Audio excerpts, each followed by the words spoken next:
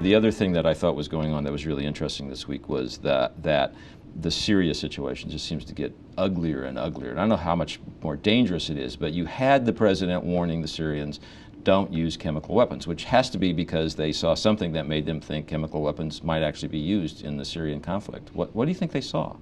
We're picking up from the Pentagon that spy satellites and human intel are picking up the movement of sarin gas from some of the previous sort of stockholes that they know they had to new areas where they could, I mean, the perception I'm getting is that Assad is not going to control Damascus possibly much longer. And Damascus was never truly his stronghold. It's a Sunni city and he's an Alawite. So the general analysis is he's trying to, he'll probably end up trying to carve out some kind of zone that he can still defend, and that the chemical weapons are sort of a threat against anyone sort of challenging that line. I mean, there have been some pretty aggressive reporting that we haven't confirmed that people have actually seen them mixing precursors and getting ready to fire them off. I don't think it's that close, but they certainly seem to be moving it in a direction sort of for a final stand of some point. And do the Americans and the others in the West have a clear idea of who they want in the opposition and a way to separate out the good guys from the opposition from the bad guys? Not really. I mean, Clinton's going to a big conference next week where the new opposition body is being established, and a big part of that is to try to get the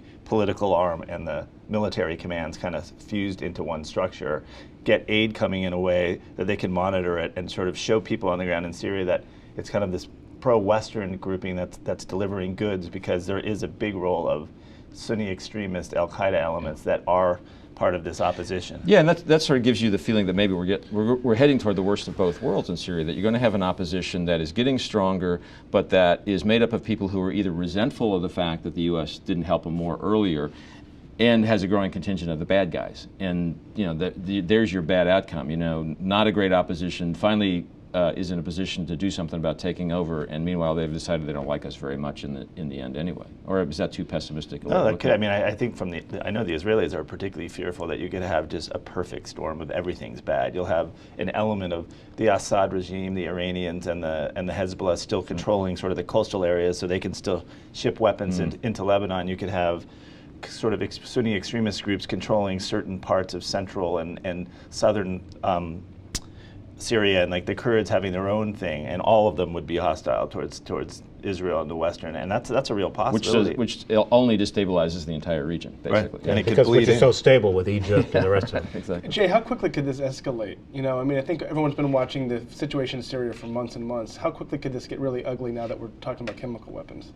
I mean, I think the perception is it really has gotten to the point that you could wake up in a week and find out Assad was gone, and then but there is still no unified opposition, and it could just kind of break down. I mean, I think there is a real, besides just chemical weapons, a real fear of some sort of major ethnic, the Alawite clan that ruled for so long and was so repressive, there could be, real retaliation against them. And the Christians are very worried too. And then that's when you get your call for U.S. troops to go in, not for security reasons, but on humanitarian grounds, and that's going to be hard to resist because everybody else is, like the Turks are not exactly neutral brokers in these things, and so that could be the mess of next year for Barack Obama, no? And just the chemical weapons. Say the place isn't totally broken down, but the Pentagon, we've read an estimate that said they'd need 75,000 U.S. troops to help secure the chemical weapons sites, even if there's, even if they can go in a relatively stable. I don't see us being able to send 75,000 troops. So will we try to do a UN